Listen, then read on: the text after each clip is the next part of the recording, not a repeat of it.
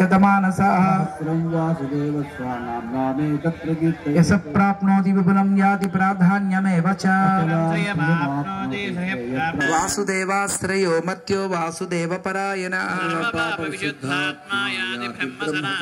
न वासुदेव न क्रोधो न च मात्सर्यं न लोभो न शुभामति यौस चन्द्रार्क नक्षत्रं खं दिशो भूर्महो दधि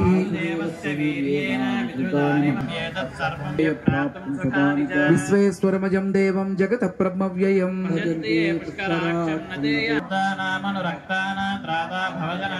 श्री भगवानुवाच रमे रामे मनोरमे सहस्रनाम तत्तुल्यं रामनाम वरानने श्रीराम राम रामेति रमे रामे मनोरमे सहस्रनाम तत्तुल्यं रामनाम वरानने श्रीराम नाम वरानन ओं नमः इति नमो सनन्ताय सहस्रमूर्तये सहस्रपादाक्षि शिरोरुबाहवे श्री सहस्रकोटियुगधारिणे ओं नमः इति यत्र योगेश्वर कृष्णो यत्र पार्थो धनुर्धर श्री भगवानुवाच तेषां नित्याभियुक्तानां योगक्षेमं वहाम्यहम् धर्म संस्थापनार्थाय संभवामि युगे युगे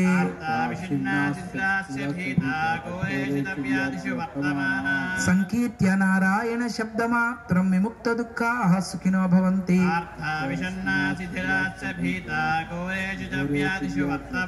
संकीर्त्य नारायण शब्दमात्रं विमुक्त दुःखाः सुखिनो भवन्ति तत्सर्वं क्षम्यतां देव नारायण नमोस्तुते कायेन वाचा मनसेन्द्रियैर्वा बुद्ध्यात्मना वा प्रकृते स्वभावात् करोमि यद्यत् सकलं परस्मै नारायणाय समर्पयामि श्रीमन्नारायणाय इति समर्पयामि सर्वं श्रीकृष्णार्पणमस्तु ओम अस्मद्गुरुभ्यो नमः जय गट्टिगा जय श्रीमन्नारायण जय जय श्रीमन्नारायण భగవద్బంధువులారా 23 అష్టలక్ష్మి యాగాల్లో 17వ శ్రీ అష్టలక్ష్మి యాగం మేము విజయనగరంలో చేసాం. అక్కడ సతీష్ గారు వచ్చారా? ఒకసారి ఇలా రండి. వారి దంపతులు కుటుంబ సభ్యులుగా వచ్చారు చూడండి. ఇంతకన్నా ఏం కావాలి చెప్పండి? ఇలా ముందుకు రండి స్వాములు. విజయనగరంలో అక్కడ దగ్గర దగ్గర 6 ఎకరాల స్థలం శుభ్రంగా బాగు చేసి చక్కగా అందులో సకుటుంబ సపరివారంగా వచ్చారు. వచ్చింది చిన్నదా పెద్దదా? చిన్నది వచ్చింది. పెద్దది చిన్నది ఎంఐపి కాలనీలో ఉందా? మరి ఎంఐపి కాలనీ విశాఖపట్నం సెక్టర్ 6 కదా. మనం వచ్చాం, ఇంటికి వచ్చాం. కోల్ది కదా అక్కడ దగ్గరలోనే. అవును, చాలా మంచి వ్యక్తి సతీష్ గారు. కానన్నా ఎక్కడ విజయనగరం ఎక్కడ సహజంగా ఇక్కడ లోకల్లో ఉండి పక్క పక్కన ఉండేవాళ్ళు పాపం ఇప్పటికి వచ్చి ఈ ప్రాంగణంలో ఇంకా అడుగు పెట్టలేకపోతున్నారు కొంతమంది. అలాంటిది అక్కడి నుంచి అక్కడ కూడా మేము విజయనగరం యాగంలో కూడా ప్రతి చోట అనేక రకాల రాజకీయాలు ఉంటాయి, రకరకాలు ఉంటాయి, అన్ని చోట్ల ఉంటాయి. ఏడ్చే వాళ్ళు ఉంటారు, అసూయపడే వాళ్ళు ఉంటారు, పేరు వచ్చేస్తుందని బాధపడిపోయే వాళ్ళు ఉంటారు, అమ్మో స్వామి వీరందరినీ తన వైపు తిప్పేసుకుంటున్నారు అని భయపడిపోయే వాళ్ళు ఉంటారు, రకరకాలుగా ఉంటారు. అటువంటిది మనం వ్యవస్థని ఎట్లా అక్కడ కూడా మేము కొంచెం ఫైనాన్షియల్గా ఇబ్బంది పడ్డాం. అప్పుడు సడన్గా ఒక 4 పిల్లర్స్ లాగా నిలబడి మీరు నెక్స్ట్ వెంకటేశ్వర గారా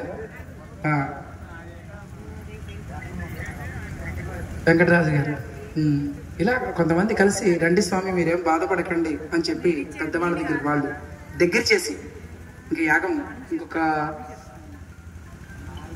4 రోజులు ఉంటుందనగా వచ్చారు. చక్కగా వచ్చి చక్కగా మనల్ని తీసుకెళ్ళి మీకేం బెంగపడకండి అని చెప్పి తీసుకెళ్ళి రండి నేను తీసుకెళ్తానండి పెద్దవాళ్ళ దగ్గర తీసుకెళ్ళి స్వామి ఇంత కార్యక్రమం చేస్తుంటే మీరు ఎలాగా అని చెప్పి అన్నారు. వైష్ణవ స్వామి చక్కగా చాలా విశేషం కైంకర్యం చేశారు. అలాగా అప్పటి నుంచి సతీష్ గారు మ్యాక్సిమం 90% మన కాకినాడ వచ్చారు, తాడేపల్లిగూడెం వచ్చారు, 17కి వచ్చారు, 18కి వచ్చారు, 19కి వచ్చారు. ఇలా కార్యక్రమాలంటికి చక్కగా వచ్చారు. విశేషంగా ఈ పూట ఇంత శ్రద్ధగా అక్కడి నుంచి వచ్చినందుకు మీకు భగవంతుడు మరింత అమ్మవారు ఆయురారోగ్యాలు ఇవ్వాలని. ఇది చాలదా మాకు ఇది చాలు. ప్రత్యేకించి అక్కడి నుంచి వచ్చారు ఏం తెచ్చారు అనేది మేము చూడం. మాకు అది కాదు. మాకు ఫస్ట్ నుంచి అటాచ్మెంట్ కావాలి, ఎఫెక్షన్ కావాలి ఫస్ట్ నుంచి. ఆ వాటి కోసం మేము బాగా ఆరాటపడుతూ ఉంటాం. ఆ అటాచ్మెంట్స్ ఎఫెక్షన్స్ లేని చోట ఎందుకో వెళ్ళాం మేము. ఆ దరిదాపులకు కూడా మేము వెళ్ళాం. మంచి అలాగే మేము విశాఖపట్నం బీచ్ దగ్గర పాండురంగ స్వామి టెంపుల్ అక్కడ ధనుర్మాసం చేసినప్పుడు కూడా అప్పుడు రెగ్యులర్గా చక్కగా వచ్చేవారు. ప్రత్యేకించి విజయనగరం నుంచి అక్కడికి వచ్చేసి పాప వాళ్ళ దగ్గర ఉండిపోయి రోజు రావడం చేయడం చక్కగా బాగా చేశారు. మంచి వ్యక్తి. వారి శ్రీమతి గారు కూడా మంచి భక్తురాలు, చక్కగా కార్యక్రమాల్లో పాల్గొంటారు. ఈ పూట ఇంత ఆనందంగా వచ్చినందుకు చాలా హ్యాపీ అనిపిస్తుంది. వారికి ప్రత్యేకంగా లేదా విష్ణు సహస్రం పుస్తకాలు ఏవి వారికి కూడా ప్రత్యేకంగా అమ్మవారి బంగ్లా శాసనాలు దంపతులు పట్టుకోండి రండి. జై శ్రీమన్నారాయణ జై శ్రీమన్నారాయణ జై శ్రీమన్నారాయణ జై జై జై జై శ్రీమన్నారాయణ జై శ్రీమన్నారాయణ జై శ్రీమన్నారాయణ జై శ్రీమన్నారాయణ జై శ్రీమన్నారాయణ. థ్యాంక్ యూ నాన్న. కూర్చోండి. అందులో మనవరాలతో కూడా చక్కగా మరి వచ్చారు. Very happy. ఒకసారి భగవన్నామం చెప్పుకుందాం పిల్లలు. జై శ్రీమన్నారాయణ. ఆవుల మందలలోన తిరిగే అల్లరి కృష్ణ అల్లరి కృష్ణ నీ ఆటలు పాటలు స్మరించుటే మదికానందమురా ఆవుల మందలలోన తిరిగే మీరు భావంలో కూడా వెళ్ళాలి. ఆవుల మందలో అనేసరికి ఎన్నో ఆవులు కనిపిస్తుండాలి. అక్కడ చిన్ని కన్నయ్య అక్కడ మీకు కళ్ళ ముందు కనబడుతూ ఉండాలి. ఆవుల మందలలోన తిరిగే అల్లరి కృష్ణ నీ ఆటలు పాటలు స్మరించుటే మదికానందమురా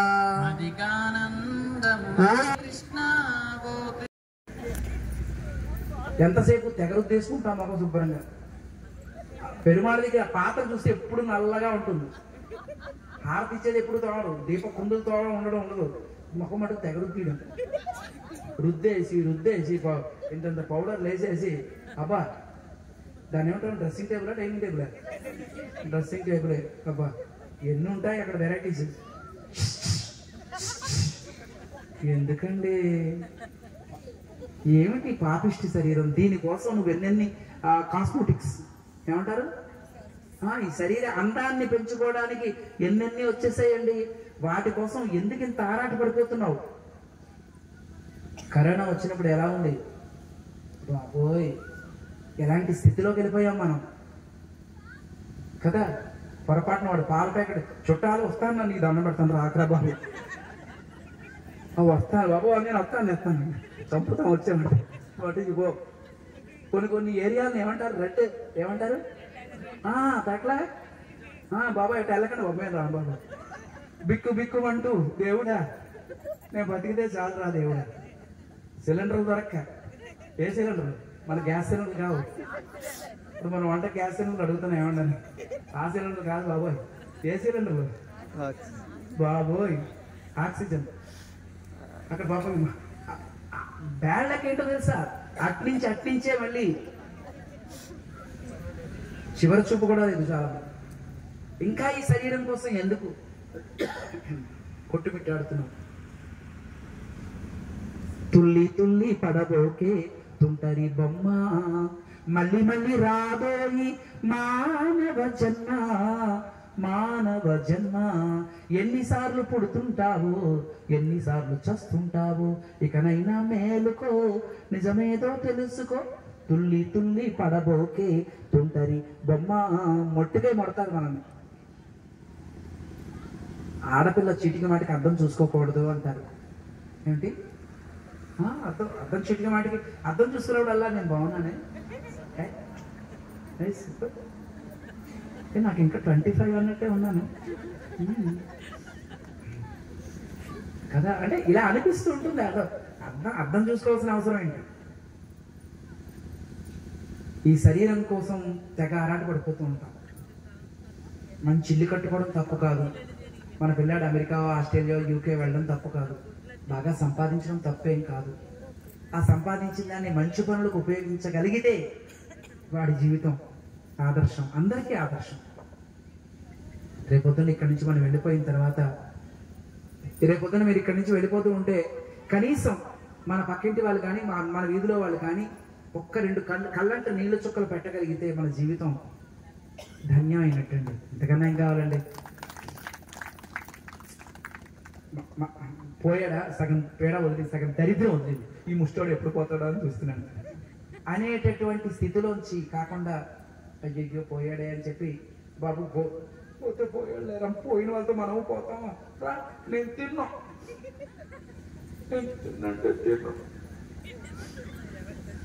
ఎన్నాళ్ళు తినకుండా ఉంటావు, 2 రోజులు 3 రోజులు 4, ఇప్పటికైనా తినమే, కొంచెం తిందు నా బంగారు, తిను తిను తిను.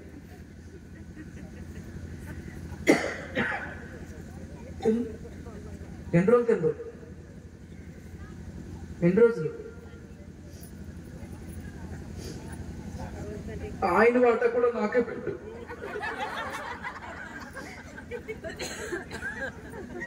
ఆయన వాట, ఆయన చట్నీ అంటే ఎంత ఇష్టం, అది కూడా వెయ్యి. ఇక్కడ నుంచి 2 వాటాలు నాకు. ఎంతగానో ఉంటాం, ఎంతగాని. కాబట్టి బాగా గుర్తుంచుకోండి పిల్లలు, మన జీవితం భగవంతుడు ఇచ్చినటువంటి గాడ్ గిఫ్ట్.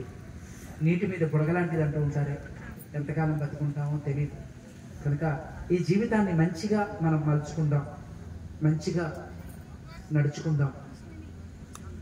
అకర్దమం ఇదం తీర్థం భరద్వాజ నిశామయ రమణీయం ప్రసన్నాంబు సన్మనుష్య మనోయధ. మంచి మనిషి యొక్క మనస్సు ఎట్లా ఉంటుందో మన మంచి మనస్సును మనం పెంచుకుందాం. ఎవరిని ద్వేషించొద్దు, పక్కింటి వాళ్ళతో మంచిగా ఉండండి, ఇరుగు పొరుగు వాళ్ళతో స్నేహంగా ఉండండి. నీకు తోచి నీకు దగ్గర ఎప్పుడైనా ఉందనుకో, పక్క వాళ్ళకి పెట్టు. వాళ్ళ ఇంట్లో బియ్యం లేకపోతే నువ్వు 2 కేజీలు బియ్యం. ఆయన వంట బాగలేదు, నీ దగ్గర 1000-2000 ఉంటే ఇవ్వు. తర్వాత దిగాలేమా, ముందు నువ్వు హాస్పిటల్కి తీసుకెళ్ళి, తర్వాత చూద్దాంలేమ్మా, ముందు హాస్పిటల్కి తీసుకెళ్ళి. ఒక మంచి స్నేహభావాన్ని, మంచి వాతావరణం అలవర్చుకుందాం. అటువంటి కుటుంబాలు, అటువంటి మంచి వ్యవస్థ, ఇవన్నీ కూడా ఎక్కడి నుంచి వస్తాయో తెలుసా? ఒక్క దైవ చింతన వల్ల వస్తుంది, ఒక దైవీ సంపద వల్ల వస్తుంది. అది ఒక మంచి గురువు మనకి 4 మంచి మాటలు చెప్పి మంచిని మనలో నాటితే. అన్ని దానాల కన్నా గొప్ప దానం ఏది? గొప్ప దానం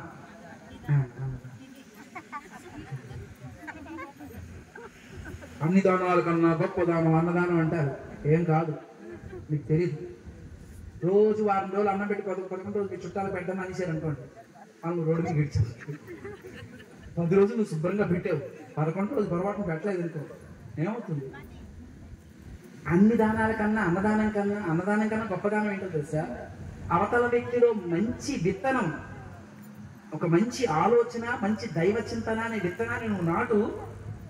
వాడు రేపొద్దున ఎక్కడికి వెళ్ళినా, ఏ దేశం ఎగినా, ఎందుకు కాలిడినా, ఏ పీఠం ఎక్కినా వచ్చు కదా. అలా ఎక్కడికి వెళ్ళినా, ఏ ప్రాంతానికి వెళ్ళినప్పటికీ కూడా వాడు మంచిగా బతుకుతాడు, వాడు 10 మందికి ఆదర్శవంతం అవుతాడు. మన జీవితాలు అలా ఆనందంగా సాగాలని మేము భగవంతుని ప్రార్థిస్తూ, ఉన్న సమయం చాలా తక్కువ పాపం మనకి. ఇటువంటి సమయంలో మనం ఏవో ఏ రామాయణ భారత భాగవతాలు చెప్పేసుకుందామని కాదు, కానీ కొంచెం ప్రయత్నం. రేపు లేదు ఎల్లుండు మనకి 2 జీర్ స్వామివార్లు వేయించేస్తున్నారు. అష్టాక్షరి జీర్ స్వామివారు వస్తున్నారు. అలాగే బహుశా కొంత రేపు ఎన్నో తారీఖు 20, ఎల్లుండు 21 సాయంకాలానికి ఆ అష్టాక్షరి జీర్ స్వామివారు, బృందావనం జీర్ స్వామివారు ఇద్దరు మనకి వేయించేస్తున్నారు. వారిని కూడా పెద్దలు మనం సేవించుకుంటాం. రేపు సాయంకాలం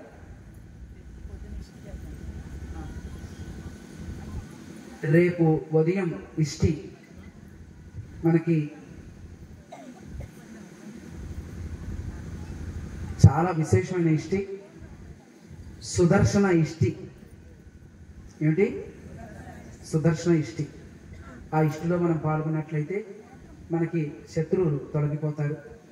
శత్రువు ఎప్పుడు నాశనం అయిపోవాలని కోరుకోమండి. మనం డాక్టర్ గారు రోగి పోవాలని కోరుకుంటారా, రోగం పోవాలని కోరుకుంటారా? ఆ డిసీజ్ తొలగాలని డాక్టర్ గారు కోరుకుంటారు.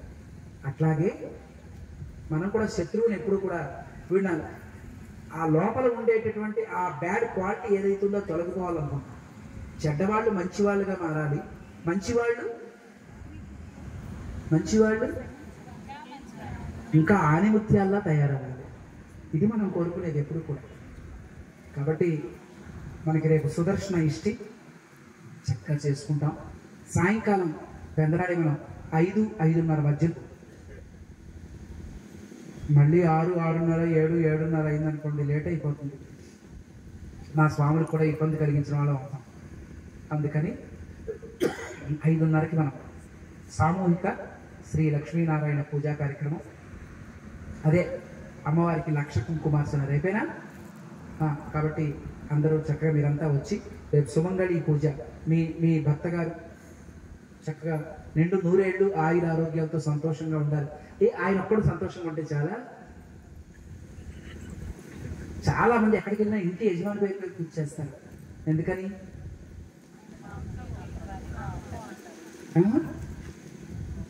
ఇంటి యజమాని బాగుంటే ఇంట్లో వాళ్ళందరూ బాగుంటారు. ఎందుకని? ఈయన అందరినీ ప్రేమిస్తాడు. ఎవరు? ఇంటి యజమాని. బయటికి వెళ్ళాడంటే ఏం తినడం. కొంతమంది ఆంబోతులు లాంటి వాళ్ళు ఎవరో ఉంటారు, వాళ్ళు తినేస్తారు. కానీ కొంతమంది నిజంగా బయట ఏమంటే మా ఆవిడికి తెద్దాం, నా పిల్లలకి తెద్దాం, ఏది తెచ్చినా ముందు ఇంట్లో వీళ్ళకి పెడతారు, వాళ్ళు అక్కడ తినరు. మగవాడి జీవితం ఆలోచించండి. తన సంపాదన ఏది తెచ్చినా ఎవరి కోసం? భార్య పిల్లల కోసమేనండి. తనకి ఎంతెంత ఆస్తి తెచ్చినా భార్య పేరు మీద రాస్తాడు, పిల్లల పేరు మీద రాస్తాడు. కొంతమందికి పాపం ఇంకా షాపుల్లో ఉంటారు, కుర్తులో పాటు ఎలకలా కొట్టుకుంటూ ఉంటారు. మంచి బట్ట కట్టుకోరు, మంచి తిండి తినరు. వాళ్ళ ఆవిడ చక్కగా నగా నట్ర అన్నీ వేసుకుని తగదగ మెరుస్తూ ఉండాలని కోరుకుంటారు. ఎంత గొప్ప మహానుభావుడు అండి. అటువంటి ఇంటి యజమాని బాగుంటే ఇంట్లో అందరూ బాగుంటారు. నిజమైన యజమాని ప్రేమిస్తాడు. ఎవరిని ప్రేమిస్తాడు? భార్యని, పిల్లల్ని. నిజమైన భర్త అంటే ఎవరు? భార్య తల్లిదండ్రులను కూడా ప్రేమించగలిగేవాడు. వాడు నిజమైనటువంటి భర్త. అంటే భార్యని ప్రేమించేవాడు తన పిల్లాన్ని ప్రేమించే ఎవడు ప్రేమించకుండా ఉంటాడు. అది గుర్తుంచుకోండి. నా మొగుడు బంగారం, నాకు నగ చేయించేస్తే బంగారం అండి. నగం చేయించింది అడగ వడ్డాన్ని చేయిస్తే బంగారం అని కాదు. ఆడపిల్ల యొక్క తల్లిదండ్రులు తన అత్తమామల్ని తల్లిదండ్రుల కన్నా ఎక్కువగా చూసి ప్రేమగా ఉండేటటువంటి ఆ అల్లుడు దొరుకుతాడే, వాళ్ళు ఏ పూర్వజన్మ సుకృతం మహానుభావం. కనుక అటువంటి ఇంటి యజమాని నిండు 100 ఏళ్ళు చల్లగా ఉండాలని మనం అమ్మవారి పూజా కార్యక్రమం చేసుకోబోతున్నాం. తప్పకుండా రేపు ఉదయం సుదర్శన ఇష్టి, సాయంకాలం మనం కుంకుమార్చన చేసుకుందాం. మీ అందరికీ కూడా స్వాగతం పలుకుతూ ఈ పూట ఏం చెప్పుకున్నాం మనం? ఈ పూట చెప్పుకున్న విషయంలో ఒక మాట చెప్పండి. మీకు ఏమర్థమైంది ఎంతసేపు? ఏం తిన్నావే నువ్వు ఇట్లా అని అడిగారు అనుకో, మీ ఇంటికి వెళ్ళగానే మీ పెద్దవాళ్ళు గారు అంటారు, ఏం విన్నావు మీరు కూర్చొని, ఏమో ఏదో చెప్పారు, ఎంతసేపు ప్రసాదం ఎప్పుడు పెడతారా అని చూస్తున్నాను నేను, ప్రసాదం పెట్టేసి తినేది పోదామని వచ్చాను. ఏం విన్నావే నువ్వు, ఏం చెప్పారు చెప్పు స్వామి, నీకేమర్థమైంది? ఎస్, వాల్మీకి మహర్షి ఒక నది దగ్గరికి వచ్చి ఆ నదిలో ఉండే గొప్పతనాన్ని చక్కగా చెప్పాడు. మంచి మనిషి యొక్క మనస్సు ఇలా ఉంటుంది అని చెప్పాడు. మంచి మనిషి యొక్క మనసు అంటే ఏమిటి?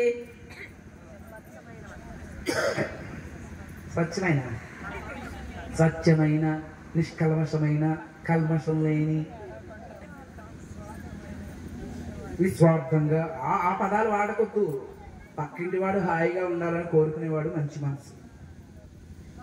పక్కవాడు ఇల్లు కట్టుకుని ఉంటే వాడు కారు కొనుక్కున్నా, మేడ కొనుక్కున్నా, మిద్దె కొనుక్కున్నా, ఏం కొనుక్కున్నా ఆనందించగలిగే హృదయం నీకుందా? తప్పకుండా నువ్వు మంచి మనసు.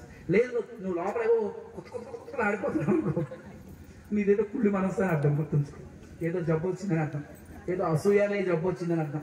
గుర్తుంచుకో. ఇంకా పాండవులు కౌరవులు, వాళ్ళలో పాండవుల్లో సత్వగుణం ఉంది. సత్వగుణం ఉన్న చోట భగవంతుడు ఉంటాడు, రజోగుణం ఉన్న చోట భగవంతుడు ఉండడు. అది మనం గుర్తు పెట్టుకోవాలి. సో మీ అందరికీ కూడా అమ్మవారి మంగళాశాసనాలు చేస్తూ జై శ్రీమన్నారాయణ, జై జై శ్రీమన్నారాయణ.